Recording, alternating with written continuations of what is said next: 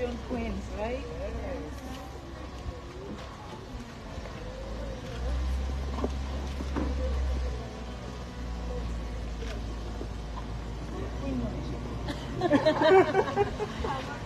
Queen for this, yeah?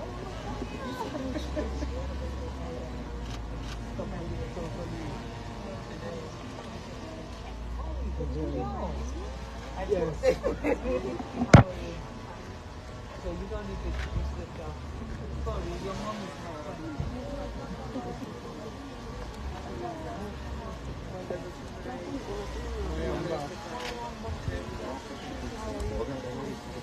You know, Maadabio's mom is from Moyamba. So I have a lot of moms. Your father was my sister. Welcome back.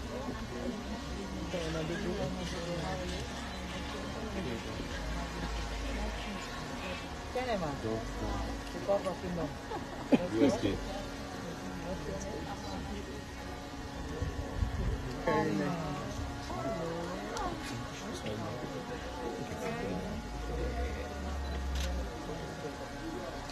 Cambia.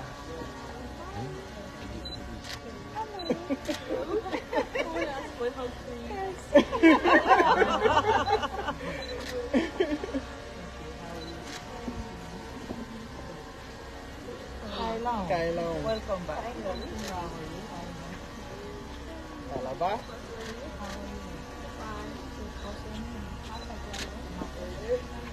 Oh, okay. Hi, Miss Bond.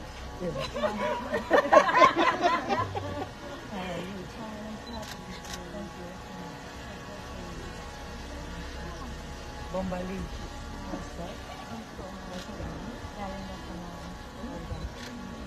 Hi. Bo. Miss Bo.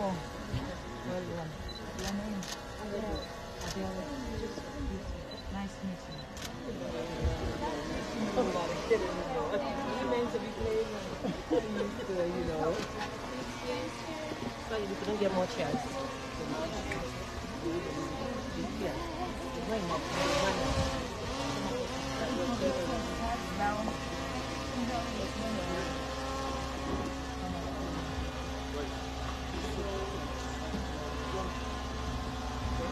Ladies,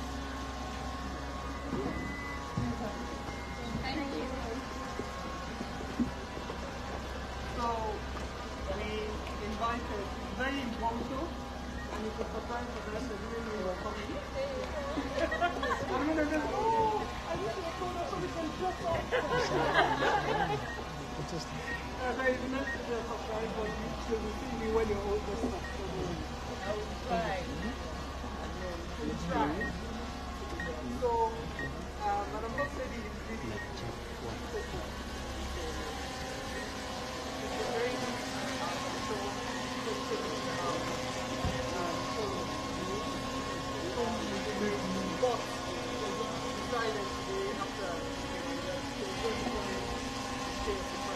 And speak to you, talk to you.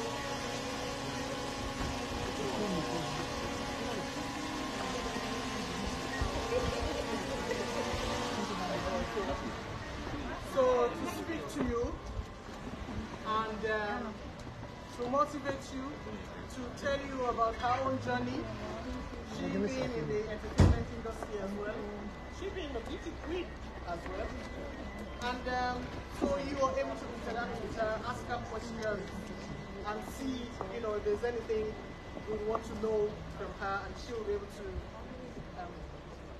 We are missing Western woman. Okay, so bring it in. Yeah. We're missing Western woman. So you've met the ladies, First Lady, and they've been in the camp since Sunday, and they're all revving and getting to go. The pressure is, as the Nigerian says, pressure is getting worse. The pressure is there, and you know, people are getting very nervous, and so therefore it's even coming out in the emotions and things like that. So it will be good for you to be able to interact with them, speak to them, advise them, and yeah, just general, so that they feel free to be in your company. And thank you very much for last minute. We do, we're grateful for this. Thank you so much. Okay, well, ladies, I'm here. It's our interaction, so, you know, I am here. I've fulfilled my own part of the interaction, so it's your turn to make it work. You know, I want you to ask whatever question you want to ask, or whatever it is that you want to know, or whichever advice you think I could give to you before Saturday. And if you happen to be the queen on Saturday, you know, what's your expectation? I wish you all the best. I can't choose a queen right now because you're all a queen. But all I can say is, please enjoy that day. You're representing your district. That's a fantastic thing. There's a whole lot of young girls in your district. You know, for you to be the one to represent your own district, that's an honor. And that honor you shouldn't take lightly. You're a true ambassador, and when whoever is crowned to be the queen, you'll be representing a whole nation. And if you represent a whole nation, you should take the responsibility seriously. I'm going to let you ask me the question. Who wants to start? And then I will know who's going to win. Yes, Miss Potlocker. Good evening, madam. Hello. It's such a pleasure to meet you. I have been waiting for this moment. When they told me you wasn't coming, I was so sad because I saved an outfit for you. But this was not the outfit. Well, let's just pretend that this is the outfit. So one of the many things that I admire about you is the fact that you are just yourself. I don't think that you ever imagined that you would be in this position, and there was no rule book or handbook to be in these types of positions, and I believe that as you go, you're just figuring it out. And being in Sierra Leone and in the society that we come from, where they expect people in leadership to be a certain way, act a certain way, pretend to be a role model that it's hard to measure up to. So, being in the public figure, what advice would you give to us young ladies that will be in a higher caliber of public figure to just be ourselves, to just accept who we are, no matter what society is saying or no matter how they think we should be? Okay. From my own experience, you don't need a validation from anyone. You don't need a validation from anyone. What you actually need is your own approval. If you're comfortable in what you do, believe you me, just focus on doing it. Don't allow people to prescribe your dream for you. You should be able to know what you want to become, and you should be able to know what are your aspirations and focus on that. For me, I'm not looking for validation from anyone. I just want to do my work, and my work will speak for itself, and that's enough. Because I'm not here to compete with somebody. So don't be competing with another person, because there's no competition. Focus in who you are. Know what you want, and don't allow anybody to kill your dream. That's what I'll say to you. Thank you. Thank you. Yes, Miss Moyamba.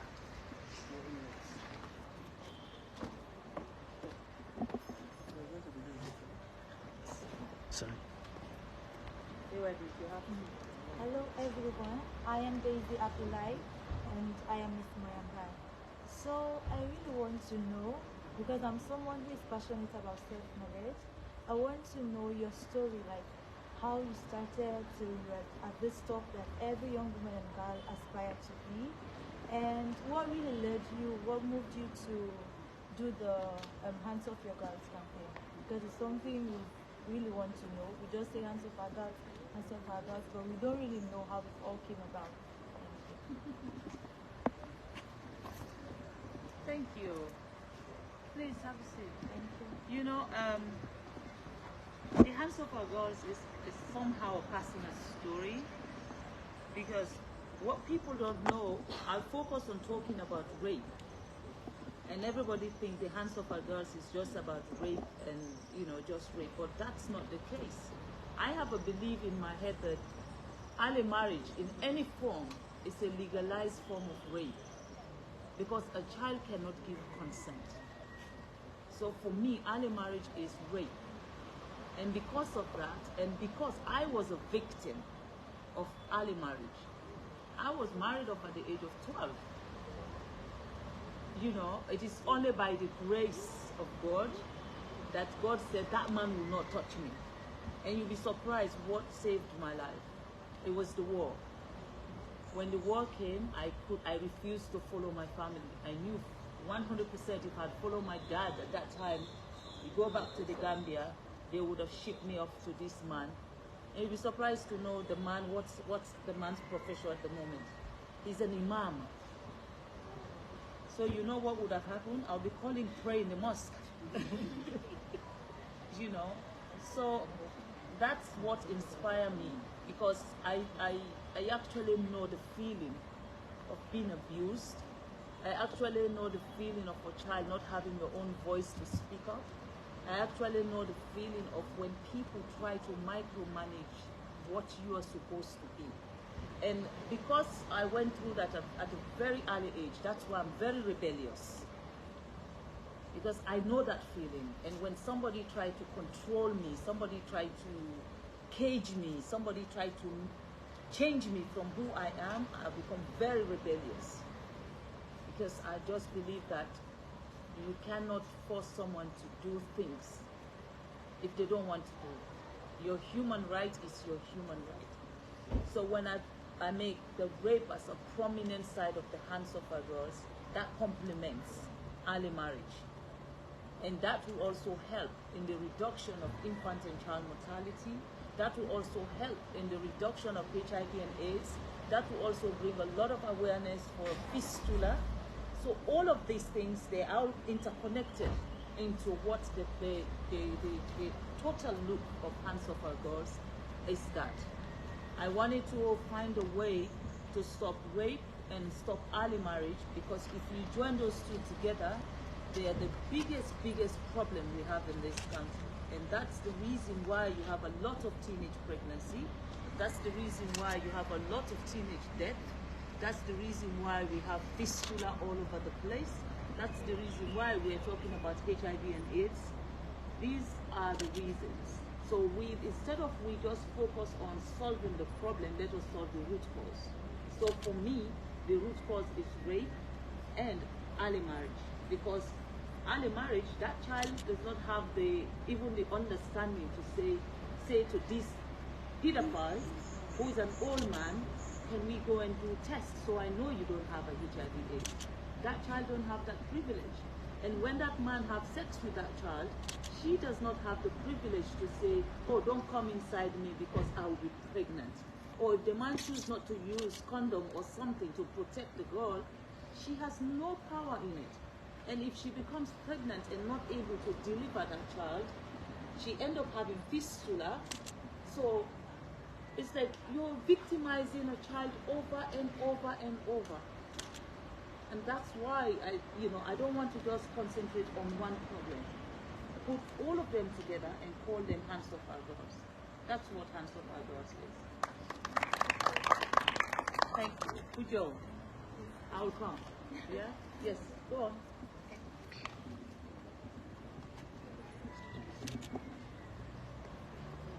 Good evening again, ma'am. I work as a corporate governance professional, and I'm very passionate about women empowerment.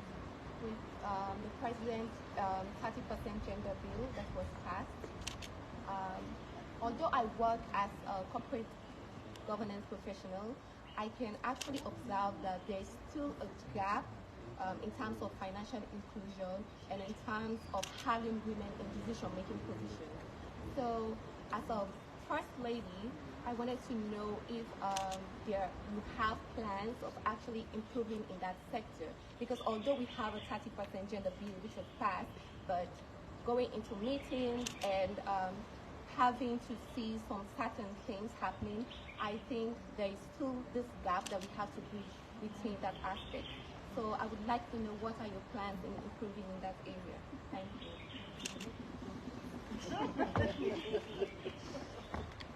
My darling, I am not governmental. But what I can say is the fact that when the president made that pronouncement, he made it from a very good position because he believed in it. He pursued it and he had implemented himself.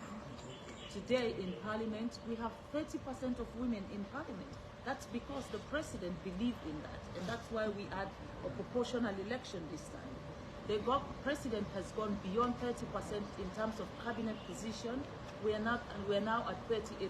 But don't let the men hear that. But we are 38%.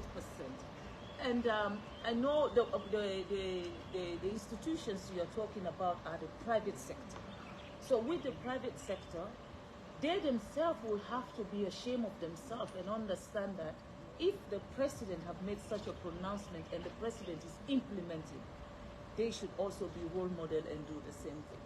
But remember, if I'm sitting on this chair, you want to shift me, you'll have to use all the force in the world to shift me before I leave. The men are already seated. They are seated there.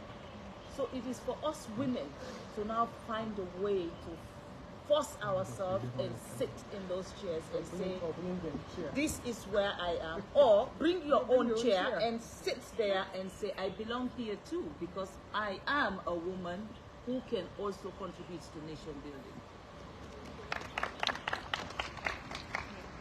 Okay, let me come this side. Bo.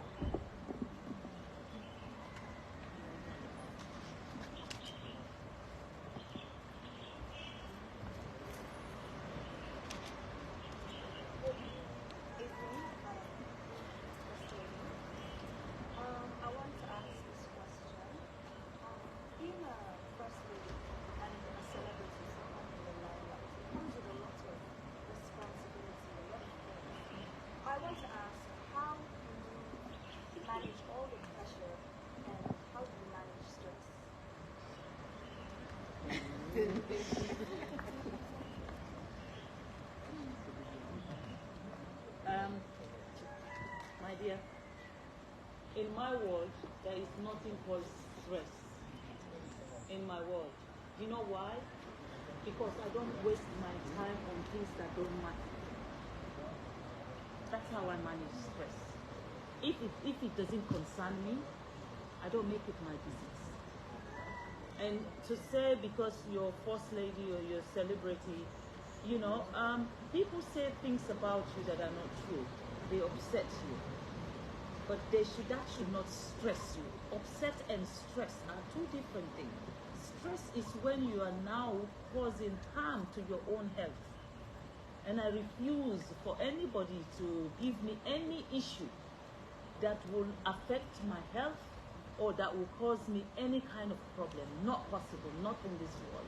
So I don't stress myself over trivial things. I get upset. And when I talk about it, that moment, it's done. You know, so manage your stress by saying it doesn't matter. And when it's not your business, don't make it your business. And don't join people's fight, because people's fight is not your fight. You know, when you start fighting, you're here fighting this, fighting that, and helping this one, fighting with this person, you just waste your energy. Instead of using your energy for productive things that will make you a better person, you'll be wasting your energy in pleasing other people who maybe does not even care who you are. So really, like, you know, Miss Bombali.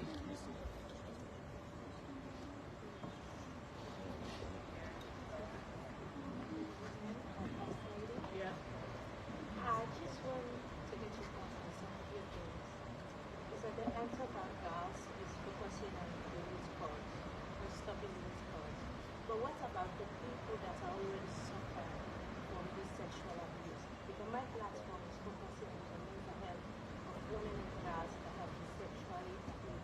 So I just want your advice. Did I choose something like that? And how will I go about succeeding that?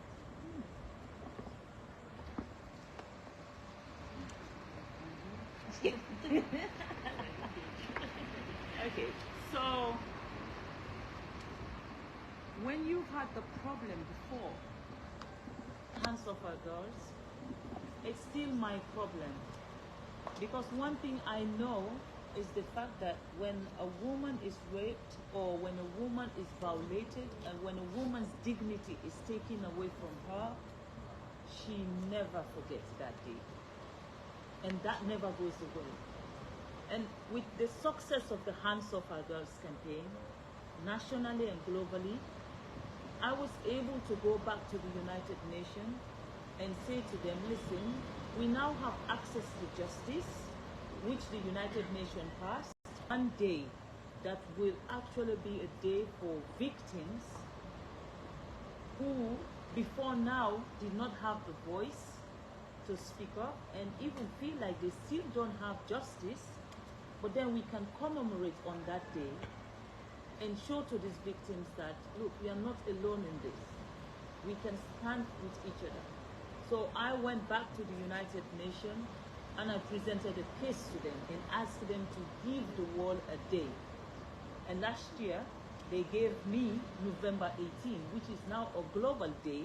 It's a World Day for the healing and the prevention of sexual exploitation. So you now have a day where all these people who feel aggrieved that maybe this has happened to me before and no one is showing any interest, they have a day to commemorate and say, I am also a victim. And they will stand with me and will help them heal. We'll help them heal and we'll help them find a way, because you don't forget these things, but you find a way to heal yourself so that you become part of a society that is a productive society. I know you're talking about the mental health issues. You should be able to manage your mental status. And that's the process we are working on for November 18. November 18 is a healing day. If you can heal yourself mentally, you don't forget, but you move on. I think that's all I can say to you, because that for me has been an agenda, and I've taken it to the United Nations and they have given me what I wanted. And the first November 18 will be this November, and we will commemorate in Sierra Leone to show the world that it was Sierra Leone who asked. And because I was the one myself who went into the United Nations, no other First Lady in the world has ever done that. No First Lady in the world have actually stood in front of the General Assembly and asked for something and they got it. And me, from this place called Sierra Leone, I went there. 153 countries voted for my resolution. So I have to lead in that commemoration. So please, after your Miss Sierra Leone, join us, because November 18 we will commemorate and we want to do it big time. Leone. And then I'll go that side. Okay, ma'am. So, good evening, Madam First Lady. This is not a question. This is something that I've been yearning for. So for like 2 years, I've missed like 2 appointments for you because like I lost my phone during that time. So I am the executive director for Girl Champions and also Hope for the Slum. Hope for the Slum is the foundation and organization, and Girl Champions is an initiative under Hope for the Slum. So Girl Champions advocates for the individual and group rights of girls, and we use our voices to like advocate. So we've done a couple of songs on the rights of girls and on the way. This started 2019. Okay, it was 2019 per se, but it started when Khadija died. So we started Hope for the Slum because of the fact that too many destructions around the world is channeled by the slum. Because like people out there can be raped or like can face too many problems. But you think about 70 to 60% of the things happening around the world. When you think of the slum, think about drug abuse, think about high crime rates, think about prostitution and all of that.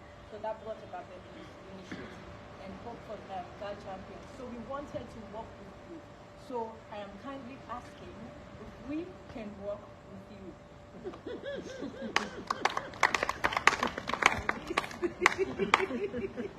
You know, how can I say no to that? After you have put it so eloquently. God, I want to have the opportunity to inspire as many girls as possible. Because it is when you are inspired and when you are enlightened that we'll be able to change the narrative in this country.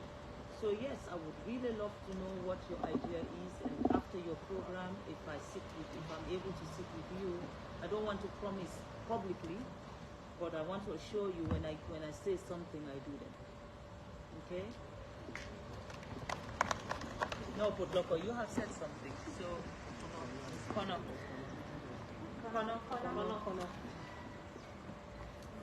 Good evening, Ma. Thank you very much for being here, and I'm actually very thrilled meeting you because I've been to your office like twice, but I only get the chance to speak to the Chief of Staff. I sent an invitation for my launching, the obstetric fistula launching, which was October 8th. So we've been in existence now for a year. The fight against fistula has started from 20 years back, and till now, there is little or no knowledge to so many people about fistula. Hence, Konodi Street is now an exception because we are actually spreading across the regions, the district, the chiefdoms, and having so many girls who were who had no idea of what they were suffering from. We helped them get the surgery they need from Abadi Women's Center, and now they are under rehabilitation at the center. But then we have other patients that are from the neighboring districts like Kalang, Kenema, in my center, because we accommodate them since they're far, since they live in faraway villages or districts, and the ones within the vicinity of Kwebu City, they come and go for hygiene care, maintenance, and infection treatment till they are ready for surgery. So my request to you, the reason I wanted to see you was to work with you because I don't want CASI, which is actually the name of my organization, Community Awareness Rehabilitation Center. I don't want CASI to stop at the borders because these other women that are coming from other districts, part of fistula treatment going on in Kono district. And I think they deserve to have the same opportunity in their district, in their regions. And I want your help in that area. I'm in partnership with Abadi Women's Center of Girls, and their nurses and their staff annually, or let's say seldomly, goes to my center to train my volunteer nurses on how to do the screening and everything. So I can actually put things in place and coincide proposal and meet you if I have a chance and if you will accept that.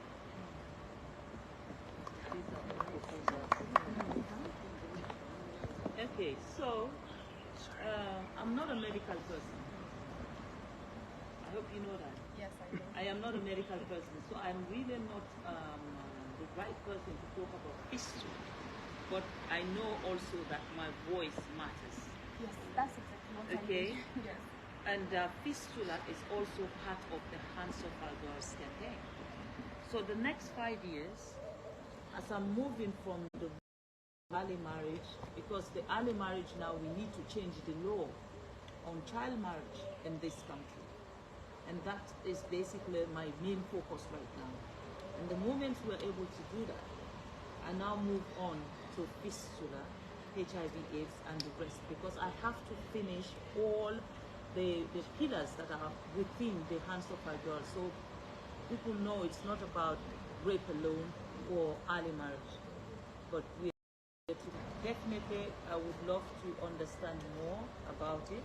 I work with Aberdeen Women's Center too, and like you're saying, I with the November 18 commemoration that is coming, I have actually offered to take care of as many rape victims as possible, send them back to vocational schools, so that they go and learn something and come out of there, help them through their healing, and then integrate them into society. So I'm also working with Aberdeen Women's Center, and I would love to know more about what you do and how you do it. I would also love to welcome you in my center whenever you visit for now. Okay. Okay, thank you.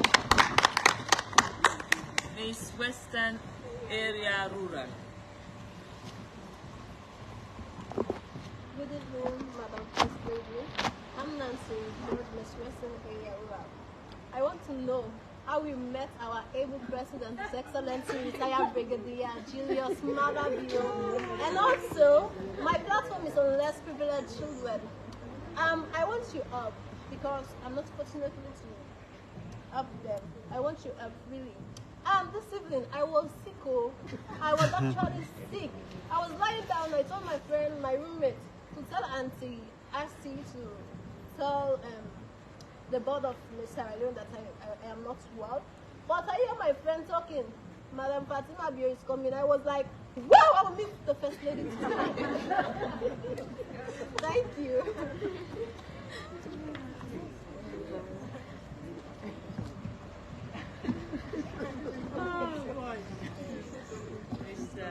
Western Area Rural. You want to know how I meet Maadabio? Yes, It was just a coincidence. I met him in London. He came passing and he saw me and he could not resist. That's it.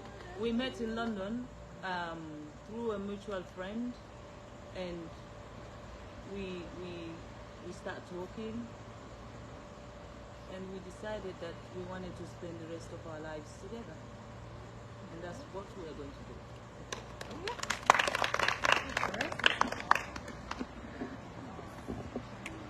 Miss Tonkolili. Yeah? Hello, ma'am. I'm so delighted to meet with you. And my question here is, in the case wherein a girl child is being raped or being forced into early marriage, what is the action as a first lady of our beautiful country, Sierra Leone? What is the consequence, or what are the consequences that the victim is going to go through? No, the perpetrator. So that's what the Hands Off Our Girls campaign is all about. We are not the law. I am not the judiciary. But what I do, if I know about your case, I follow that case. And I make sure the police, they do the right thing, and I'll make sure that case is gone to court, and I'll make sure they don't delay the process. That's what I'll do. But I do not dictate. I don't tell them what to do, and I don't also prescribe the judgment. If you're found guilty, it is for the court to decide, and then the court will pass whatever judgments they want to pass on you. The only thing I do, I facilitate and make sure the victim is not victimized along the way. That's what I do. Thank you. No, somebody who haven't said something. Why not do good?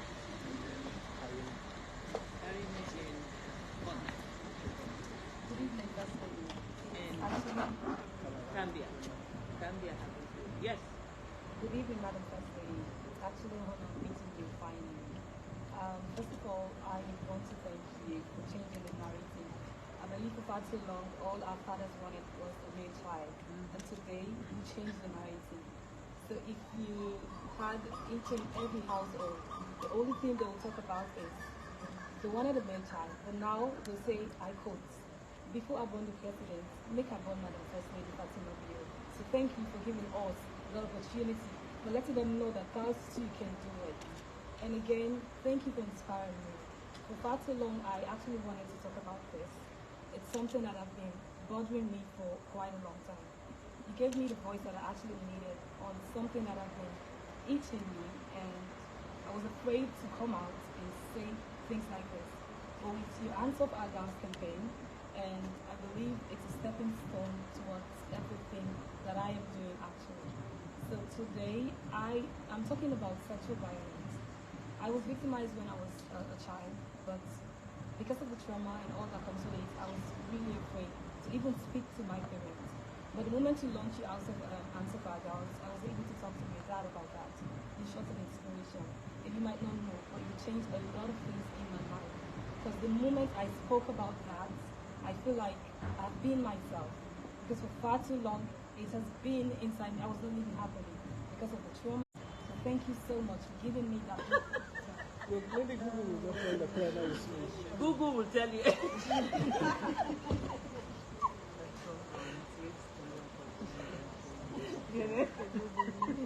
Google might not tell you everything. The truth.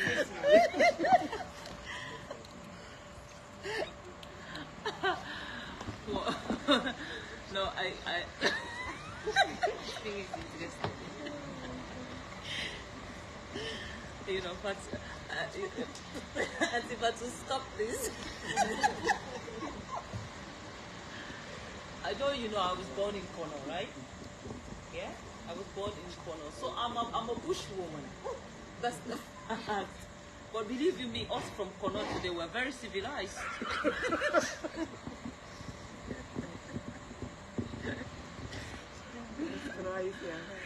And I went to school in Kono. I know you guys don't understand why we're laughing, and forgive me, please. Forgive me. I you know it's rude. It's rude to just Look at that.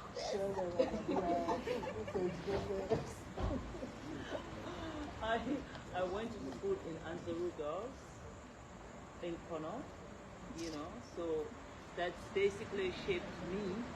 And then I happened to have the privilege to come to convent, and I left for the United Kingdom. I went to college.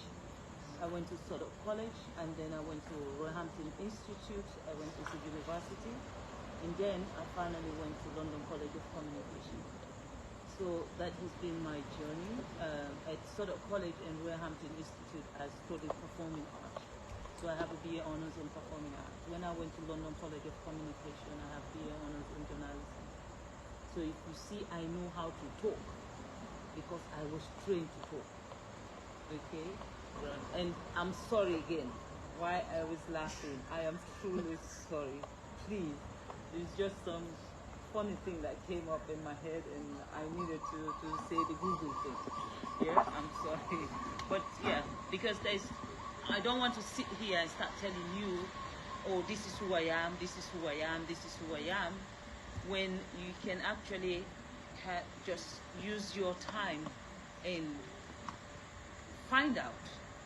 There's a whole lot of ways today that you can find out about people. So I will not come here and tell you stories, because if these are things that did not happen, you won't find them. In the world today, technology rules everything, and we have a digital technology that is global. So even if you're in the last village, if you do something that matters, or if you're doing something that matters, the internet will know something about you. So I would want to give you an assignment to Google me and find out if there is a gap that you want to know.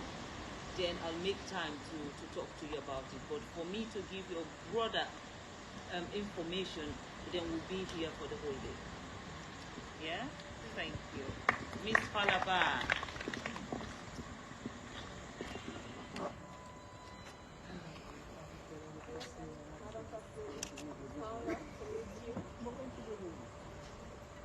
I am Martha, Miss Falaba. I want to know what urge or prompt our ever president to launch the prize.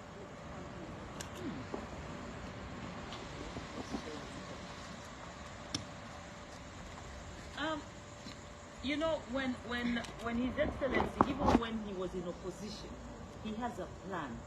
He has a clear plan. He knows exactly what he wanted to do.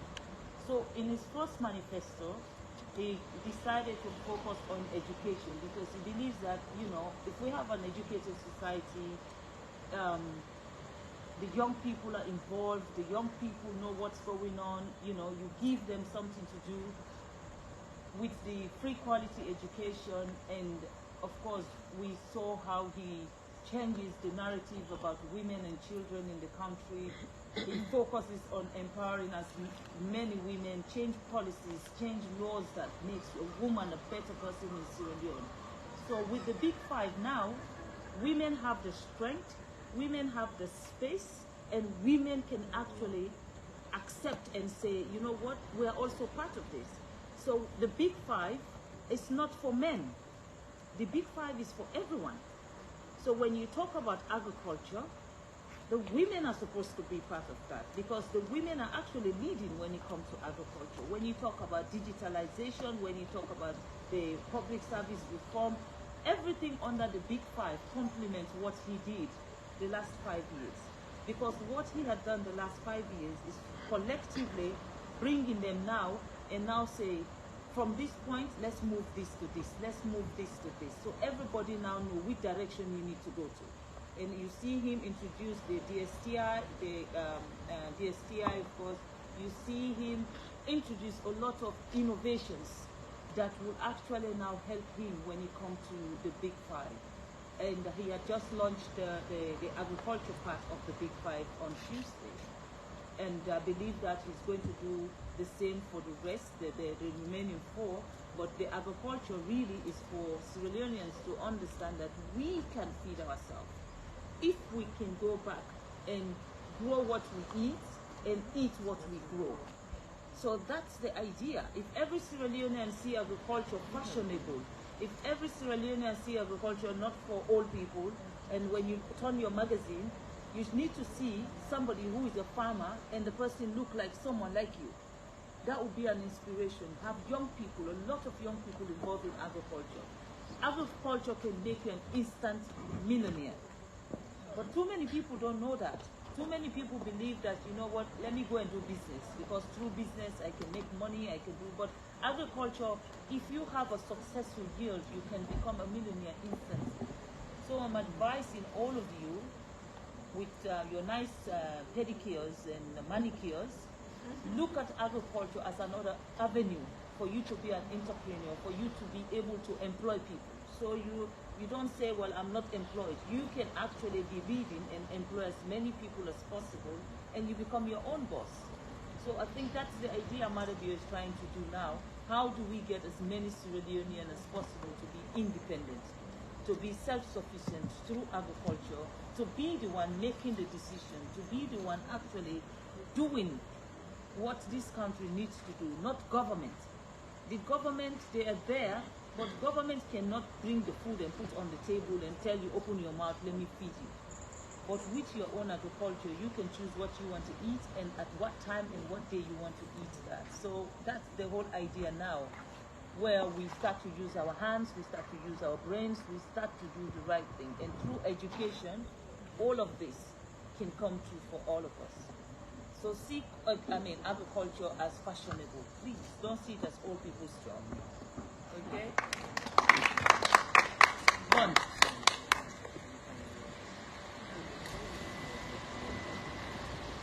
Thank you very much, ma'am, for this great opportunity.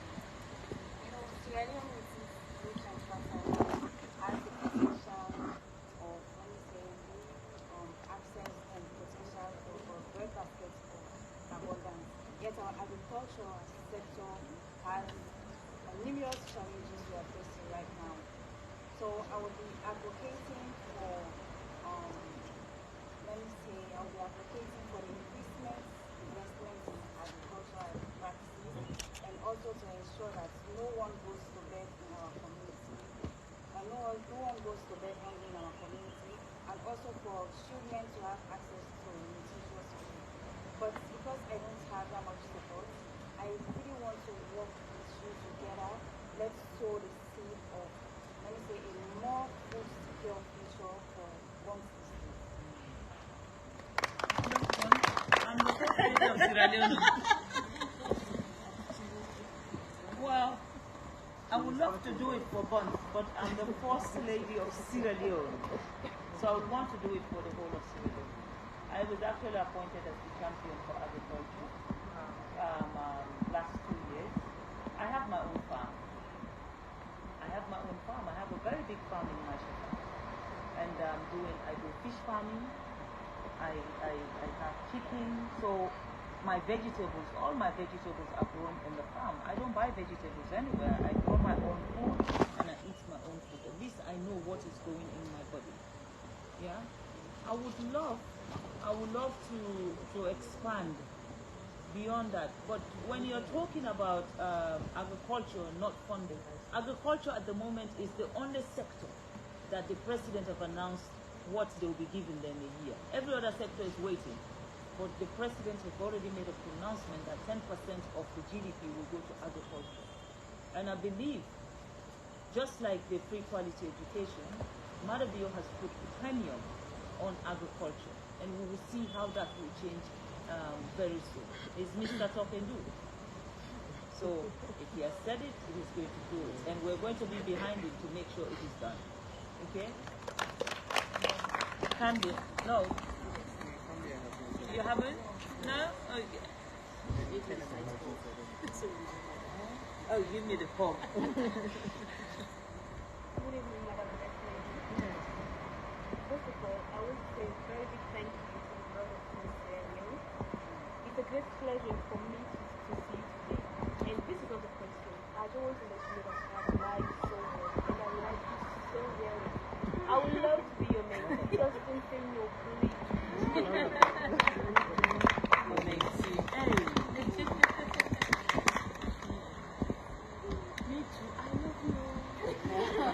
And you're beautiful. And I know you're going to do well on Saturday. Yeah? Keep it up. I meet a lot of people like you who believe that I've touched their lives in different ways. And I want to continue doing that. And be there. Stand in the gap for young girls so that they become what they want to be. Okay? You're already my mate. Yeah? Miss Kenema.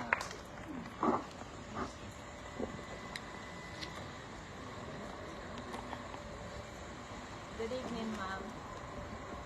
And it's my pleasure to meet you finally today. I want to know your experiences and story when you were in a modeling and your advice to us to afford anybody. Thank you. Right. Okay. Modeling in England and modeling in Sierra Leone is a two different ballgame. Reason being is, in Sierra Leone you don't face racism. While in the United Kingdom, as a black girl who wants to be on the runway, who wants to wear the most sexy bikini on the biggest magazines, it's a challenge. So there is already a huge barrier when it comes to modeling in the Western world when you're a black person. You have to look a certain way. It's either you're extremely ugly or, anyway, nobody's ugly, sorry, that's the wrong word. You just have to look a certain way. You just have to look extremely different. You can be different, but they look for extreme different. You know? So that it's not about your look, but there is something about your body. Oh, she's dark, you know, and you know, she's 6 foot something. They have to identify you, not for your brilliancy. They had to identify you for just when they say, oh, can you name black models? They should add that word to who you are. Oh, the black one, or the dark one. Which one? The one with the big eyes, the one that looks like, you know. So that for me is you're stigmatizing the industry. when I was there, when I wanted to do this, I was very young, and when you're young, you try to not please, not like being somebody who pleases everybody, but you try. You're a little bit naive. One, because you already have that disadvantage that you're a black person, and not just black, but black from Africa. So you work more, you give more, you have to give 10 times more than the normal white kid who will just come. They will come late and, oh, why are you late? Oh, I have something else to do. And if you black kid come late for rehearsals, why are you late? Don't do this next time, you know, and you can see the difference. It's just clear. So for me, in Africa, what we are lacking really is the exposure. Is the exposure with the right market. We don't have marketers. We don't have people who can see something special on a model and use that to market them. And the industry also in Africa, it's not a nice word, but it's vested with men who feel the only way they will have to help you, they will have to use you first. And that is wrong. That is absolutely wrong. And that's one of the differences also with places like the UK. I am not saying that sexual abuse is not in the UK. That's not what I'm saying. But all the laws are in place to protect you. So when you don't want to, you don't want to. If they force themselves on you, you can do something about it. While in Africa, somebody will abuse you in any setting, and now it is up to you to prove. So they gave you another job. Well, if you said this has happened, you have to prove it. Do I need to have a thermometer to check that somebody actually sexually abused me? But that's the difference here. So men will stop you to actually actualize your potential just because you refuse them. Now the other problem we have is us women. You will go and be part of an agency, and the person who is managing that choreographer or the director of that agency is a woman who feels intimidated by you. And the best way, or what they can do, is pull you down, because they have the position now to just push you at the back, because they don't feel comfortable if you are the rising star. So unless we are able to remove those things, where complexity is not there, where when you work with your bosses, they see you as equals, they see you as a partner, they don't see you as just a trophy girl, they see you as a partner in the industry, they see you as a contributor in the industry, and then they will begin to value what we have. But we have a long way to go. We need proper marketers, we need to have the right industry, we need to have the right places where you can show yourself, showcasing yourself. And one of those places is where you are today, representing your district, and then you will represent your country if you are in a Miss Sierra Leone. With that, you can go to the Miss World and Miss Universe or Miss World. You go to the Miss World and represent your country. When you get to Miss World, when you come to a beauty competition, Miss World is the biggest platform. So for you to be at Miss World, that's where you need to do your networking.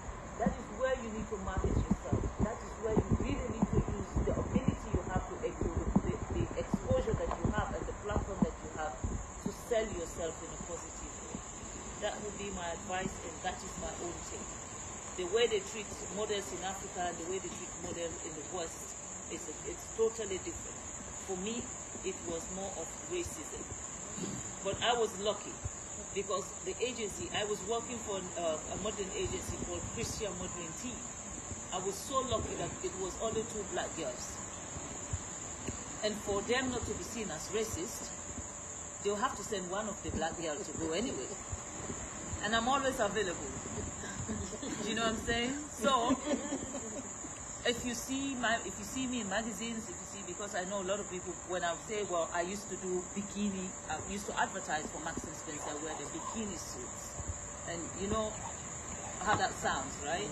In Africa context, they just look, oh boy, that, you know, she's I'm not going to say the word, right?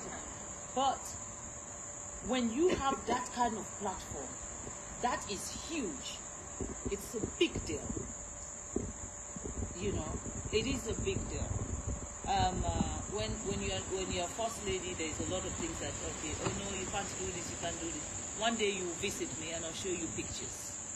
I'll show you different pictures of different things that I did when I was a model, and I am very proud of every one of them, because not many black girls had the opportunity to achieve those things. Thank you. Jenny, I don't know if anybody, if you say have any questions.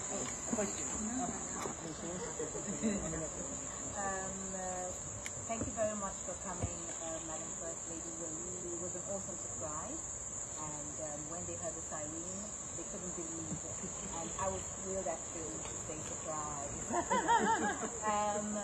I would like you to know that on Saturday for the event, we will be live on DSTV, and 23 countries in Africa will actually be watching Sierra Leone on stage. We actually are planning to sell our beautiful Sierra Leone. So we just want you to know that, and we would actually love to have your presence there if possible, because you are our patron. and also the fact that apart from the DSTV, will be live on YouTube, on Facebook, and everything like that, and the whole world will virtually have their eyes on Sierra Leone. And for us to be here, we all love our Sierra Leone. We want the best for our country, and we want everyone to know that there is this country called Sierra Leone, and this is what we have to offer. So we would like your presence, Madam First Lady. Thank you. Thank you.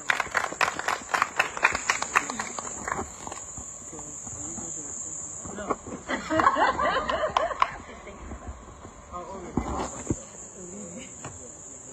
So, Aminata, would you do the vote of thanks first?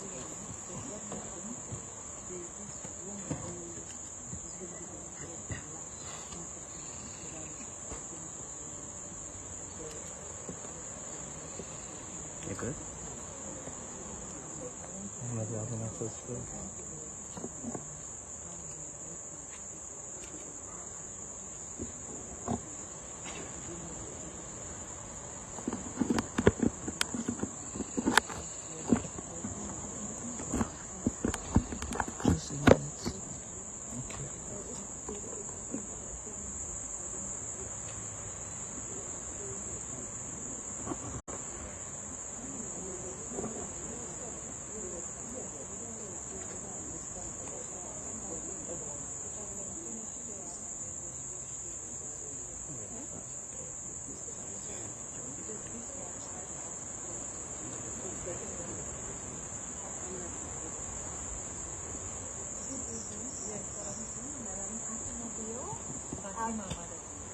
Fatima Maada, and the rest is history. I am Aminata Adialim-Bandura. I'm manager of Sierra Leone and former Sierra Leone. I would like to say we are so honored having you here today, and I've never driven so fast in my life. From York, Mozambique before to get here, and I've never changed my attire so fast. I was in jeans and sneakers. I'm like, I'm meeting the first lady. I need to look the fact. She's a model. I'm a model. I need to look the fact. Yes. So I'm really, you are an inspiration to our organization. You are an inspiration to yourself. You are an inspiration to all those beautiful things. They were so excited when they heard the sirens and then we walked in. I'm sure whatever was going on today, they are now happy and are ready for Saturday. So this is like a boost for them for Saturday. Tomorrow they'll get energetic, going to be some money for their rehearsals. I'm sure they are ready for Saturday. Are you ready for Saturday? Yeah!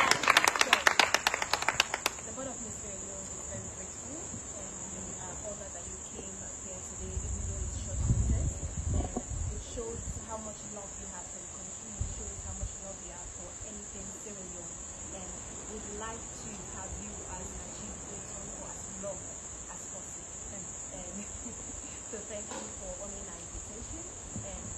pray and hope to see you on Saturday.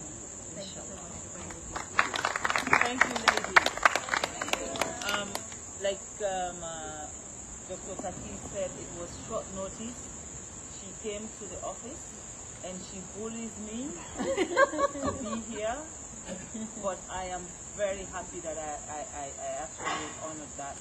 I honor her invitation to be here. In your bag, so people don't think I've given you lots of money. There's no money. But you have your sanitary pad. It's in there. And I gave you a nice blanket. So when you feel cold, so this is for the other Miss. She's open. Yes, so let me don't open it. But if you, yes, so it's a shawl. You just put it on and it keeps you warm. And when you're in that mood, you remember me. Okay? So please, yes, and your sanity pad. And of course, if you see my face here, you will see his face here. Thank you. Thank you very much. Okay, so with this, everybody behind them.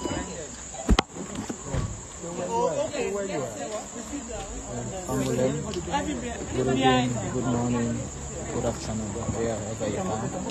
So today we are at Excellency.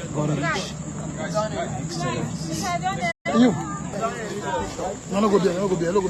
Excellency, Fatima Maada visits the contestants in Sierra Leone. So today we go reach with Her Excellency Dr. Fatima Maada visits the Sierra Leone contestant. Well, Miss Kenema, Miss Koinadogo, Miss Kono, Miss Go, Miss Kenema, Miss Go, Miss Kabala,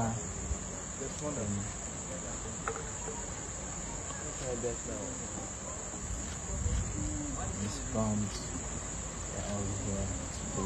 So Saturday, November 21st, 2023 at the Bin Somani Conference Center.